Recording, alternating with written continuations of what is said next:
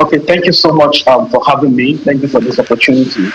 Why now? I don't think we are just starting because for some of us, we've been consistent on asking for accountability since May 29, 2023. We've been asking questions. We've been calling that, hey, there needs to be some form of hearing on El-Rufai's 8 year stewardship in Kaduna.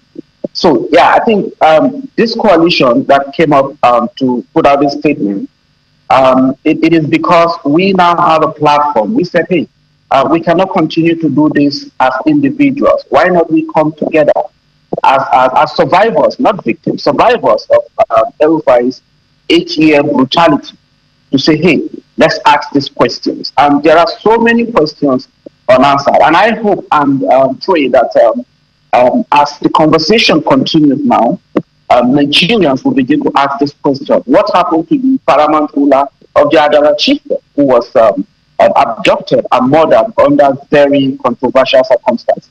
And some of the things that happened in the chiefdom after his murder speaks volume as to government's involvement. This is not just an allegation. There are evidence to point to the fact that something or someone may have wanted the chief dead so that policies can change and his chiefdom can be balkanized like we eventually saw in Kajuru.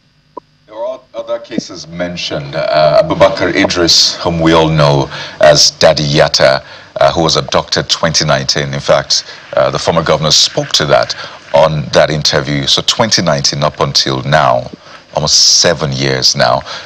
Also, you mentioned other people in that particular statement. And I want to know, by the way, you mentioned on behalf of ourselves and in solemn memory of those killed or disappeared who cannot speak. Do you have a figure to this? Yes, there are two names at least in this statement, but do you have a figure really? Because you said something quite important. You said for those who survived his tenure. Some will say, well, they're just mere allegations. If you're in government, you have enemies, political enemies who don't want you to, attain greater heights. So what kind of evidence and figures, if you can't put numbers to it, do you have? Okay. My mentor, Ibanda Isime, who is also a journalist, in fact, we are in exile. He was in Ghana, I was in the Gambia. Now, Ibanda had done an investigative story, a three-part investigative report on the Southern Kaduna killing. And after he published his report, 9 of the people he interviewed died mysteriously. Some of them were community leaders. Some of them were local activists. Some of them were local vigilante members. They died mysteriously. 9 of them. Ibanga is still alive. So Ibanga had to flee the country for exile. That is how bad it was. And we've moved on. But these people died. Dadiata is missing.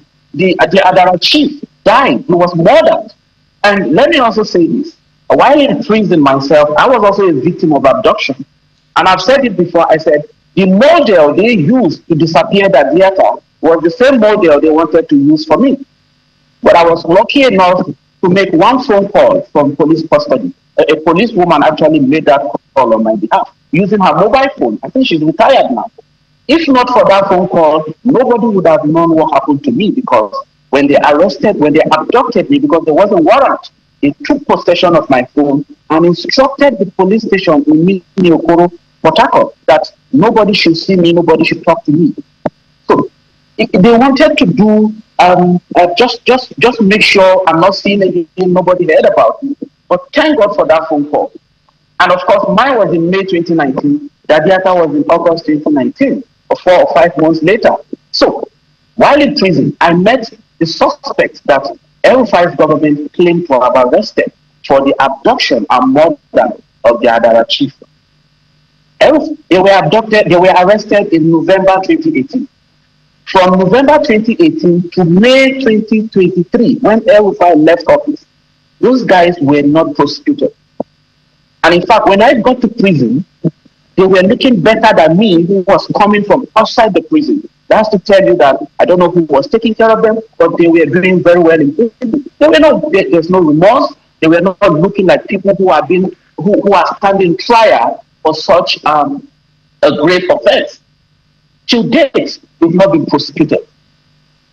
They've not been prosecuted. But Zidane, a community vigilante member who was protecting and defending his people in Kajuru, was tried and sentenced to death by hanging. So what are we talking about? So I think some of these issues need to be reopened. Some of these cases need to be revisited. Where are the suspects arrested for the murder of the Adara chief? What has happened to them? Why is the trial not going on as it ought to be? And there are many others. Like we said, we have evidence. Ibanga is still alive. We have the names of the 9 people he interviewed from his report who are all dead at this point.